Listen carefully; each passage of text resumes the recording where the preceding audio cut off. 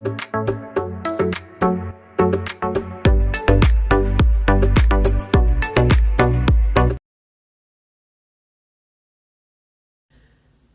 ഏവർക്കും study Nifty മലയാളത്തിന്റെ daily market ന്യൂസിലേക്ക് സ്വാഗതം. ഇന്ന് ജനുവരി 8 ബുധനാഴ്ചയാണ്. വാൾസ്ട്രീറ്റിലെ പ്രധാനപ്പെട്ട ഇൻഡെക്സുകൾ ഇടിഞ്ഞാണ് ക്ലോസ് ചെയ്യുന്നത്.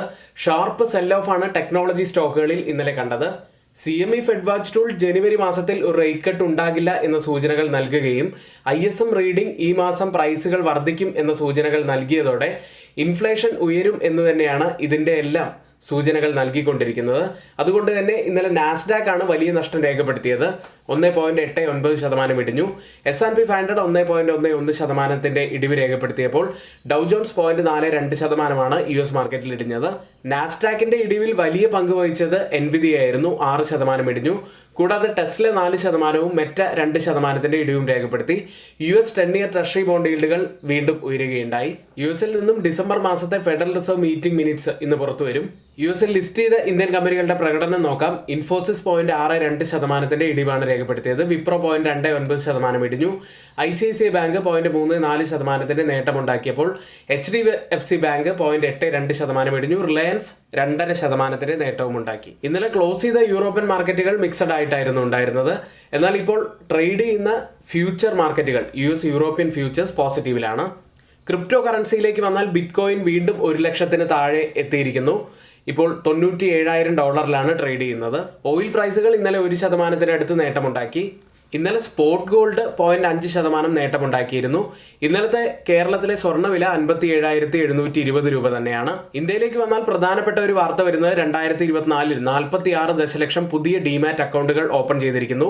CDSLനെ സംബന്ധിച്ച് വളരെ പോസിറ്റീവായ ഒരു വാർത്തയാണിത്. ഓല ഇലക്ട്രിക്കിനെ സംബന്ധിച്ച് നെഗറ്റീവായിട്ടുള്ള ഒരു വാർത്തയുമുള്ള ഒരു ദിവസമാണ്. അപ്പോൾ വീഡിയോ അവസാനം വരെയും കാണാൻ ശ്രമിക്കുക. ചാനൽ ആരെങ്കിലും സബ്സ്ക്രൈബ് ചെയ്യാൻ മറന്നുപോയിട്ടുണ്ടെങ്കിൽ ദയവ് ചെയ്ത് ചാനൽ സബ്സ്ക്രൈബ് ചെയ്യുക.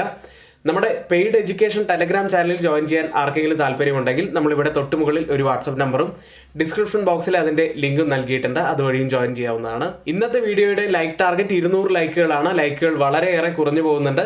അതുകൊണ്ട് ലൈക്ക് ചെയ്യാൻ പരമാവധി എല്ലാവരും ശ്രദ്ധിക്കുക. ഇന്നത്തെ പ്രധാനപ്പെട്ട കുറച്ച് വാർത്തകളിലേക്കാണ്. 2024 46 ദശലക്ഷം പുതിയ ഡിമാറ്റ് അക്കൗണ്ടുകൾ ആരംഭിച്ചു. ഇതോടെ ഡിമാറ്റ് അക്കൗണ്ട് ഓപ്പൺ ചെയ്യുന്ന എണ്ണത്തിന്റെ കാര്യത്തിൽ പുതിയൊരു റെക്കോർഡാണ് ഇപ്പോൾ ക്രിയേറ്റ് ചെയ്തിരിക്കുന്നത്. 46 ദശലക്ഷം പുതിയ അക്കൗണ്ടുകൾ തുറന്നപ്പോൾ 33% വാർഷിക വർധനവാണ് ഉണ്ടായിരിക്കുന്നത്. മൊത്തം ഡിമാറ്റുകളുടെ അക്കൗണ്ടിന്റെ എണ്ണത്തിൽ ഡിസംബർ 2023 139.3 ദശലക്ഷത്തിൽ നിന്ന് 185.3 ദശലക്ഷമായി ഡിസംബർ 2024 ഉയർന്നു കഴിഞ്ഞു. ഇനി CDSലും NSDLും പ്രധാനപ്പെട്ട 2 ഡെപ്പോസിറ്റേഴ്സ് ആണ്. ഇവർ ഷെയറുകൾ, ബോണ്ടുകൾ, മ്യൂച്വൽ ഫണ്ടുകൾ തുടങ്ങിയ സെക്യൂരിറ്റികൾക്ക് ഇലക്ട്രോണിക് ഹോൾഡിംഗ് ഇടപാട് സൗകര്യങ്ങൾ നൽകുന്നു. ഇതിൽ NSDLന് 40% വളർച്ചയാണ് കഴിഞ്ഞ 2024 രേഖപ്പെടുത്താൻ കഴിഞ്ഞത്. 41.81 ദശലക്ഷം പുതിയ അക്കൗണ്ടുകളാണ് ഓപ്പൺ ചെയ്തിരിക്കുന്നത്. NSDLാണെങ്കിൽ 21.1% വളർച്ചയാണ് കൈവരിച്ചിരിക്കുന്നത്. 4.18 ദശലക്ഷം പുതിയ അക്കൗണ്ടുകൾ ഓപ്പൺ ചെയ്യപ്പെട്ടു. 2024 91 IPO കമ്പനികളാണ് ഏകദേശം 1.6 ലക്ഷം കോടി രൂപ സമാഹരിച്ചത്. ഏതായാലും ഈ ഒരു വാർത്ത ബ്രോക്കേജ് സ്ഥാപനങ്ങളെ സംബന്ധിച്ച് തികച്ചും പോസിറ്റീവായിട്ടുള്ള വാർത്തയാണ്. കൂടാതെ CDSL ഇപ്പോൾ ലിസ്റ്റ് ചെയ്തിരിക്കുന്ന കമ്പനി അതാണ്. അപ്പോൾ അതുകൊണ്ട് തന്നെ CDSLനെ സംബന്ധിച്ച് വളരെ പോസിറ്റീവായിട്ടുള്ള ഒരു വാർത്ത തന്നെയാണിത്. അടുത്തത് സൊമാറ്റോ എന്ന കമ്പനിയെ കുറിച്ചുള്ള വാർത്തയാണ്. പോസിറ്റീവ് നിലപാടിൽ നിന്ന് റേറ്റിംഗ് ഹോൾഡിംഗ് ആയി കുറച്ചിരിക്കുന്നു. ടാർഗറ്റ് വിലയിൽ നിന്ന് 18% കുറച്ചിരിക്കുന്നത്. 335 നിന്ന് 275 ആയിട്ടാണ് ടാർഗറ്റ് പ്രൈസ് കുറച്ചത്. സ്റ്റോക്ക് ഇന്നലെ ഏകദേശം 5% ഇടിഞ്ഞു. ഇന്നലെ ക്ലോസ് ചെയ്യുന്നത് 252.50 എന്ന നിലയിലാണ്. ഇന്ന് മുതൽ റിസൾട്ട് സീസൺ കൂടി ആരംഭിക്കുകയാണ്. ഇന്ന് റിസൾട്ട് വരുന്ന പ്രധാനപ്പെട്ട കമ്പനികൾ നോക്കുകയാണെങ്കിൽ transformers and rectifiers India, Reliance home finance, Adarsh mercantile, vivid mercantile തുടങ്ങിയ കമ്പനികളുടെ റിസൾട്ടുകളാണ് ഇന്ന് പുറത്തു വരുന്നത്. TCSന്റെ റിസൾട്ട് നാളെയാണുള്ളത്. ഇനി ചില ക്വാർട്ടർലി അപ്ഡേറ്റുകളെ കുറിച്ചാണ്. ആദ്യം സിഗ്നേച്ചർ ഗ്ലോബൽ എന്ന കമ്പനി. പ്രീ സെയിൽസ് ഗ്രോത്തിൽ 120% വർധനവ് ഇയർ ഓൺ ഇയറിൽ വന്നിരിക്കുന്നു. കളക്ഷനിൽ 40% വർധനവ് ഇയർ ഓൺ ഇയറിൽ. സെയിൽസിൽ 29% വർധനവുമാണ് രേഖപ്പെടുത്തിയത്. അടുത്തത് ടാറ്റ സ്റ്റീൽസ് ആണ്. ഇന്ത്യയിലെ പ്രൊഡക്ഷൻ ഇയർ ഓൺ ഇയറിൽ 6.2% വർധനവ് രേഖപ്പെടുത്തി. ഇന്ത്യ ഡെലിവറീസിൽ 8.4% വർധനവ് ഇയർ ഓൺ ഇയറിൽ രേഖപ്പെടുത്തിയപ്പോൾ UK ഡെലിവറീസിൽ 12.5% ഇടിവാണ് വന്നിരിക്കുന്നത്. നെതർലാൻഡ് പ്രൊഡക്ഷനിൽ 47.9% വർധനവ് രേഖപ്പെടുത്തി.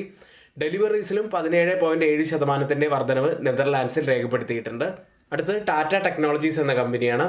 നെക്സ്റ്റ് ജനറേഷൻ സോഫ്റ്റ്വെയർ നിർമ്മിക്കപ്പെട്ട വാഹനങ്ങൾക്ക് പരിഹാരങ്ങൾ കണ്ടെത്തുന്നതിനായി ടെലി ചിപ്സുമായി ഒരു ഓട്ടോമാറ്റീവ് അർദ്ധചാലക സൊല്യൂഷൻ കമ്പനിയുമായി തന്ത്രപരമായ ഒരു ധാരണാപത്രത്തിൽ ടാറ്റ ടെക്നോളജീസ് ഒപ്പിട്ട് കഴിഞ്ഞു. മറ്റൊരു വാർത്ത കൂടി സിഗ്നേച്ചർ ഗ്ലോബൽ എന്ന കമ്പനിയെ സംബന്ധിച്ചുള്ളത്. സഞ്ജീവ് കുമാർ ശർമ്മയെ ചീഫ് ഫിനാൻഷ്യൽ ഓഫീസറായി ബോർഡ് നിയമിച്ചു കഴിഞ്ഞു. അടുത്തത് WPIL എന്ന കമ്പനിയാണ്. കമ്പനിയുടെ യൂറോപ്യൻ ഉപസ്ഥാപനമായ ഗ്രൂപ്പോ അറ്റൂറിയ മിസ ഇറ്റലിയുടെ 100% ഓഹരികൾ കമ്പനി സ്വന്തമാക്കി. അടുത്തതായി എക്സികോം ടെലി സിസ്റ്റംസ് എന്ന കമ്പനിയാണ്. ഇന്ത്യയിൽ EV ചാർജിംഗ് ഇൻഫ്രാസ്ട്രക്ചർ വിപുലീകരിക്കുന്നതിനായി മുഫിൻ ഗ്രീൻ ഇൻഫ്രയുമായി ഒരു ധാരണാപത്രത്തിൽ ഒപ്പുവെച്ചു. അടുത്തതായി RVNL ആണ്. ദുബായ് ആസ്ഥാനമായുള്ള GBH ഇന്റർനാഷണൽ കോൺട്രാക്ട് LLCയുമായി ഒരു ധാരണാപത്രത്തിൽ കമ്പനി ഒപ്പുവെച്ചു. അടുത്തത് ഓല ഇലക്ട്രിക്കിനെ സംബന്ധിച്ച് നെഗറ്റീവായിട്ടുള്ള ഒരു വാർത്തയാണ്. വെളിപ്പെടുത്തൽ നിയമങ്ങൾ ലംഘിച്ചതിന് കമ്പനിക്ക് സെബിയിൽ നിന്ന് അഡ്മിനിസ്ട്രേറ്റീവ് മുന്നറിയിപ്പ് ലഭിച്ചു. പ്രൊമോട്ടർ ഭവീഷ് അഗർവാൾ സ്റ്റോക്ക് എക്സ്ചേഞ്ചുകളെ അറിയിക്കുന്നതിന് മുൻപ് 4 മടങ്ങ് സ്റ്റോർ വിപുലീകരണത്തിനുള്ള പദ്ധതികൾ സോഷ്യൽ മീഡിയയിൽ പങ്കിട്ടു. കമ്പനിയെ സംബന്ധിച്ചിട്ടുള്ള നെഗറ്റീവായിട്ടുള്ള ഒരു വാർത്തയാണ്. ഇനി ജനുവരി 31 മുതൽ കുറച്ച് സ്റ്റോക്കുകൾ കൂടി F&O സെഗ്മെന്റിൽ ആഡ് ആകുന്നുണ്ട്. Castrol India, Gland Pharma, NBCC India, ഫിനോക്സ് Mills, Solar Industries, Torrent Power തുടങ്ങിയവയാണ്. ഇന്ന് F&O സെഗ്മെന്റിൽ ബാനായ സ്റ്റോക്കുകൾ Bandhan Pharma, Hindustan Copper, Manappuram Finance, RBL Bank തുടങ്ങിയവയാണ്. ഇന്നത്തെ ഏറ്റവും പ്രധാനപ്പെട്ട കുറച്ച് വാർത്തകളാണ് ഇവിടെ ഷെയർ ചെയ്തിരിക്കുന്നത്.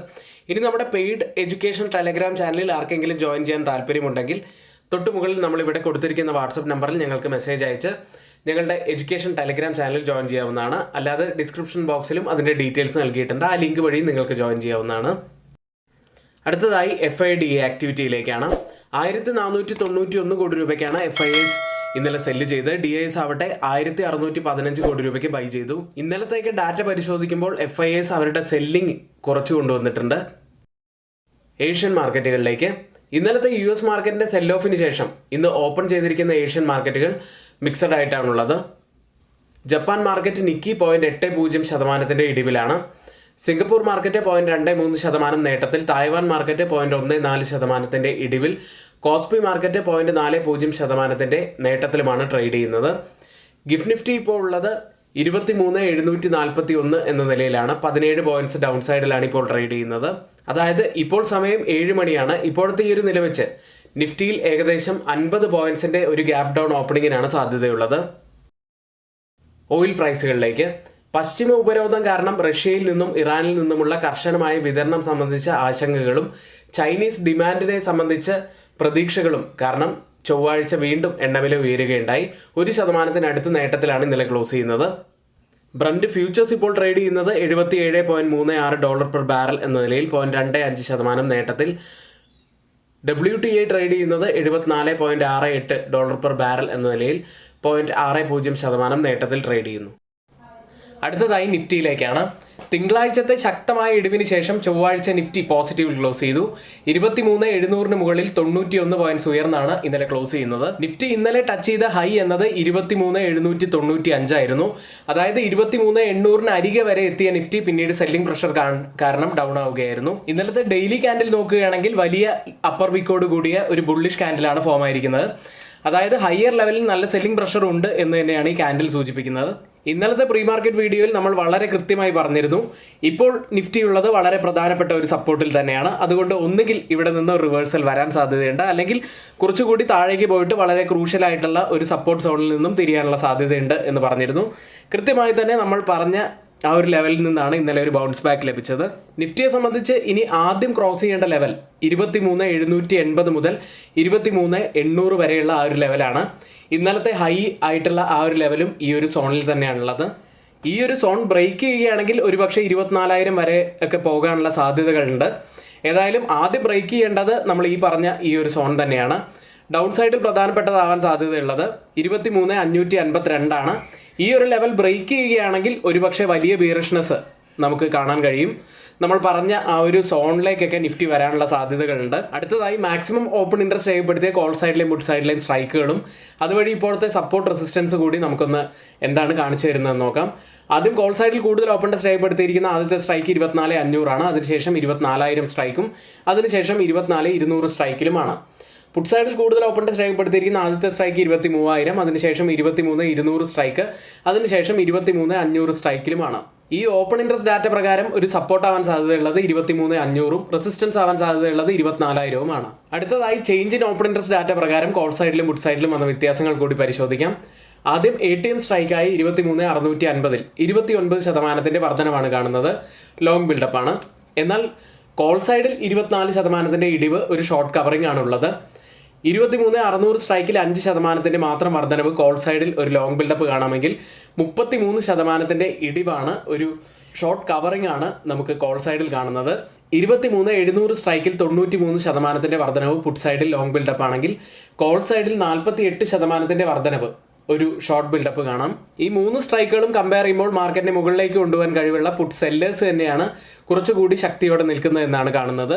നിഫ്റ്റിയിലും ബാങ്ക് നിഫ്റ്റിയിലും ഒരുപോലെ ഒരു ഇൻസൈഡർ ബാർ ക്യാൻഡിലാണ് ഫോം ആയിരിക്കുന്നത്. ഒരു ബുള്ളിഷ് ഹറാമി പാറ്റേണിനൊക്കെ സമാനമായിട്ടുള്ള ഒരു പാറ്റേൺ ആണെന്ന് വേണമെങ്കിൽ നമുക്ക് വിലയിരുത്താം. ബാങ്ക് നിഫ്റ്റി ഇന്നലെ 280 പോയിന്റ്സ് ഉയർന്ന് ക്ലോസ് ചെയ്യുന്നത് 50,202 ബാങ്ക് നിഫ്റ്റിക്ക് ഇന്നലെയും 200 ഡേ EMAക്ക് മുകളിലായിട്ട് ക്ലോസ് ചെയ്യാൻ സാധിച്ചില്ല. 50,340 ലെവലിലാണ് 200 ഡേ EMA ഉള്ളത്. ബാങ്ക് നിഫ്റ്റിയെ സംബന്ധിച്ച് അപ്സൈഡിൽ 200 ഡേ EMA ബ്രേക്ക് ചെയ്യേണ്ടതായിട്ടുണ്ട്. ഡൗൺ സൈഡിലേക്ക് വന്നാൽ ഡൗൺ സൈഡിൽ 49,750 തിങ്കളാഴ്ചത്തെ ലോ ലെവലായിട്ട് വരുന്നത്. ആ ഒരു ലെവലാണ് ആദ്യം ശ്രദ്ധിക്കേണ്ടത്. അതിനുശേഷം 49,650 കൂടി ഡൗൺ സൈഡിൽ വളരെ പ്രധാനപ്പെട്ട ഒരു സപ്പോർട്ട് ആവാൻ സാധ്യതയുണ്ട്. മാക്സിമം ഓപ്പൺ ഇൻട്രസ്റ്റ് രേഖപ്പെടുത്തിയ ബാങ്ക് നിഫ്റ്റിയുടെ കോൾ സൈഡിലും പുട്ട് സൈഡിലും സ്ട്രൈക്കുകളിലേക്കാണ്. കോൾ സൈഡിൽ കൂടുതൽ ഓപ്പൺ ടെസ്റ്റ് രേഖപ്പെടുത്തിയിരിക്കുന്ന ആദ്യത്തെ സ്ട്രൈക്ക് 52,000, അതിനുശേഷം 53,000 സ്ട്രൈക്കും, അതിനുശേഷം 51,000 സ്ട്രൈക്കുമാണ്. പുട്ട് സൈഡിൽ കൂടുതൽ ഓപ്പൺ ടെസ്റ്റ് രേഖപ്പെടുത്തിയിരിക്കുന്ന ആദ്യത്തെ സ്ട്രൈക്ക് 50,000, അതിനുശേഷം 48,000, അതിനുശേഷം 50,000 സ്ട്രൈക്കുമാണ്. ഓപ്പൺ ഇൻട്രസ്റ്റ് ഡാറ്റ പ്രകാരം ഒരു സപ്പോർട്ട് ആവാൻ സാധ്യതയുള്ളത് 50,000, റെസിസ്റ്റൻസ് ആവാൻ സാധ്യതയുള്ളത് 52,000. ഇന്ത്യ വിക്സിലേക്ക് തിങ്കളാഴ്ച 16% ഉയർന്ന ഇന്ത്യ വിക്സ് ഇന്നലെ 14.66 6% ഇടിഞ്ഞാണ് ക്ലോസ് ചെയ്യുന്നത്. ഇവിടെ നമ്മൾ ഓപ്പൺ ഇൻട്രസ്റ്റ് ഡാറ്റയൊക്കെ അനലൈസ് ചെയ്തത് OI പൾസ് എന്ന സൈറ്റിലാണ്. നിഫ്റ്റിയിലും ബാങ്ക് നിഫ്റ്റിയിലും സ്റ്റോക്ക് ഓപ്ഷനിലും ഒക്കെ ട്രേഡ് ചെയ്യുന്നവർക്ക് വളരെയേറെ ഉപകാരപ്രദമാവാൻ സാധ്യതയുള്ള ഒരുപാട് സൈറ്റുകളിൽ ഒന്നാണ് OI പൾസ്. അപ്പോൾ ഇതിൽ ആർക്കെങ്കിലും അക്കൗണ്ട് ഓപ്പൺ ചെയ്യണമെന്നുണ്ടെങ്കിൽ ഡിസ്ക്രിപ്ഷൻ ബോക്സിൽ നമ്മൾ ലിങ്ക് കൊടുത്തിട്ടുണ്ട്, അതുവഴി നിങ്ങൾക്ക് ജോയിൻ ചെയ്യാവുന്നതാണ്. ഇത് ഒരിക്കലും റെക്കമെൻഡേഷൻ അല്ല. നിങ്ങൾ കൃത്യമായി തന്നെ പഠിച്ചതിന് ശേഷം മാത്രം നിങ്ങൾക്ക് ആവശ്യമുണ്ടെങ്കിൽ ഉപയോഗിക്കുക. ഇനി ആർക്കെങ്കിലും ഡിമാറ്റ് അക്കൗണ്ട് ഓപ്പൺ ചെയ്യണമെന്നുണ്ടെങ്കിൽ ഡിസ്ക്രിപ്ഷൻ ബോക്സിൽ നമ്മൾ ഡിമാറ്റ് അക്കൗണ്ടിന്റെ ലിങ്ക് കൊടുത്തിട്ടുണ്ട്, അതുവഴി നിങ്ങൾക്ക് ഡിമാറ്റ് അക്കൗണ്ട് ഓപ്പൺ ചെയ്യാവുന്നതാണ്. നിങ്ങൾക്ക് ആ രീതിയിലൊക്കെ സപ്പോർട്ട് ചെയ്യാൻ കഴിയുമെങ്കിൽ വളരെയേറെ സന്തോഷം. നമ്മളിവിടെ പറഞ്ഞ എല്ലാ കാര്യങ്ങളും ഏറ്റവും ഓതറൈസ്ഡ് ആയിട്ടുള്ള സൈറ്റുകളായ Money Control, Mint, Reuters, CNBC, Financial Express തുടങ്ങിയ മാധ്യമങ്ങളിൽ നിന്നാണ് നമ്മൾ എടുത്തിരിക്കുന്നത്. മറ്റുള്ളവയെല്ലാം ഞങ്ങളുടെ വ്യൂസ് മാത്രമാണ്, ഒരിക്കലും അത് റെക്കമെൻഡേഷൻ അല്ല. നിങ്ങളുടെ എഡ്യൂക്കേഷണൽ പർപ്പസിന് വേണ്ടി മാത്രമാണ് ഷെയർ ചെയ്യുന്നതും. എങ്കിൽ ഇന്നത്തെ ഈ വീഡിയോ ഇവിടെ പൂർത്തിയാവുന്നു. ഏവർക്കും നന്ദി.